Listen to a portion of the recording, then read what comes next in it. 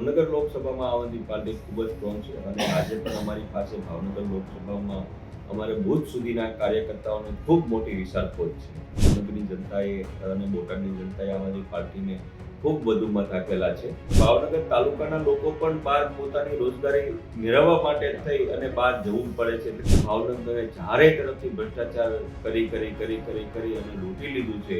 જો કોઈ શરૂઆત આમ આદમી પાર્ટીનું ખાતું ખોલવાથી જો થવાની છે તો એ પહેલી સીટ હશે મારી ભાવનગર લોકસભામાં. એટલો બધો ભ્રષ્ટાચાર કર્યો છે, એટલો બધો ભ્રષ્ટાચાર કર્યો છે કે ચારે કોર આખું જે કૃષ્ણકુમારસિંહજીએ જે ભાવનગર આપ્યું હતું એ માંડ્યું આજે ભાવનગર જોવા મળતું નથી.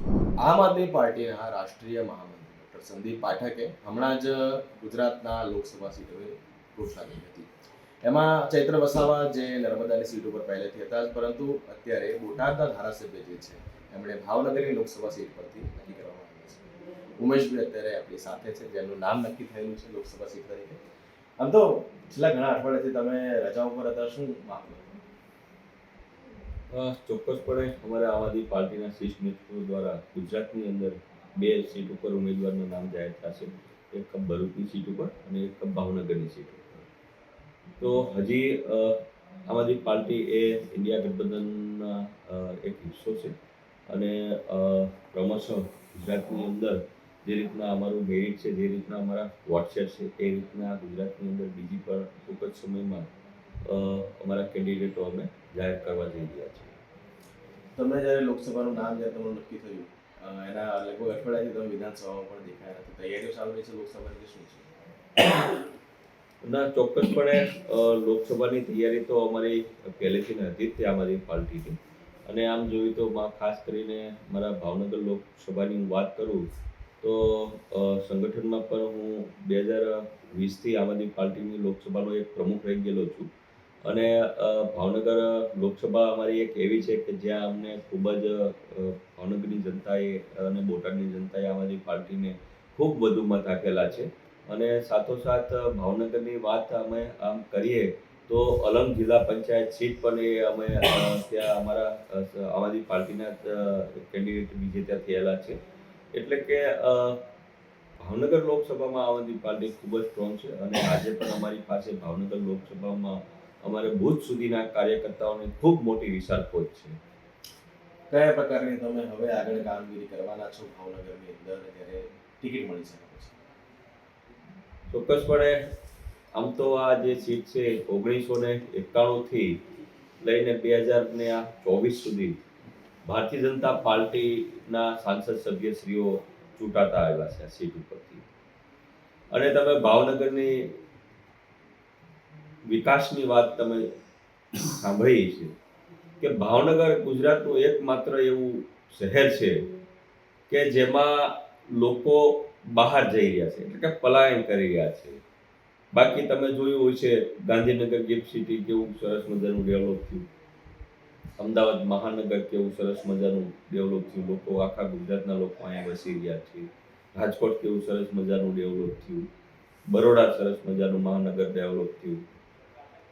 ભાવનગર જ એક એવું શહેર છે જ્યાં ભારતીય જનતા પાર્ટીના નેતાઓ દ્વારા ભાવનગરની જનતા પ્રત્યે વર્તન ઓલું કરવા જઈ રહ્યું છે. એટલે કે આ લોકોને એક જેને કહેવાય કે એને પૂરતું ફંડ નથી આપતું ડેવલપિંગમાં, જેના કારણે ત્યાં કોઈ મોટા ઉદ્યોગો નથી. સૌથી મોટો પ્રશ્ન હોય તો રોજગારીનો છે. ભાવનગરમાં લોકો રોજગારી માટે થઈ તમે જોશું હોય છે કે પાલિતાણાના લોકો સુરત ડાયમંડ સાથે ત્યાં વસી રહ્યા છે, ઘોઘાના લોકો બહાર જઈ રહ્યા છે, તળાજાના લોકો રોજગારી કમાવા માટે છેક નવસારી જઈ રહ્યા છે.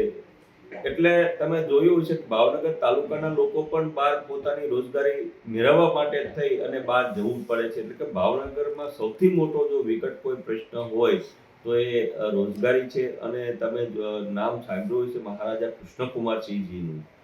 તો જ્યારે ભાવનગર શહેર કૃષ્ણકુમારસિંહજીએ વસાવેલું અને એ સમયમાં તમે એક ગુજરાતીમાં કહેવત હતી કે ભાઈ લંકાનો વર અને ઘોઘાની લાડી, એટલે આવી એક જે કહેવત હતી એ વખતે ભાવનગર શહેરનો જે વિકાસ થતો એ સોળે કલાએ ખીલી ગયો હતો. લોકો વિદેશથી વેપાર કરતા હતા. સૌથી વધુ બંદરો આવેલા હોય તો એ ભાવનગરના છે. અને વિદેશના લોકો વેપારના કારણે ભાવનગર એ વખતે રાજાશાહીમાં ખૂબ સોનાનું ભાવનગર કહેવાતી, સોનાની નગરી કહેવાતી હતી. અને આજે તમે જોયું હોય છે કે એ જ ભાવનગર આ જે ભ્રષ્ટ શાસકો, ભારતીય જનતા પાર્ટીના શાસકોમાં ભાવનગરે ચારે તરફથી ભ્રષ્ટાચાર કરી અને લૂંટી લીધું છે. અને આજે કૃષ્ણકુમારસિંહજીના આત્માને પણ ખૂબ દુઃખ થતું હોય છે કે ભાઈ મેં મારું આ ભાવનગરને પ્રથમ રાજ્ય જ્યારે ભારતના અખંડતા માટે સમર્પિત કર્યું અને આ જે ભ્રષ્ટાચારી નેતાઓ જે છે એ મારા ભાવનગરની જનતાને લૂંટી રહ્યા છે, તો આજે પણ કૃષ્ણકુમારસિંહજીના આત્માને ખૂબ જ દુઃખ થતું હોય છે.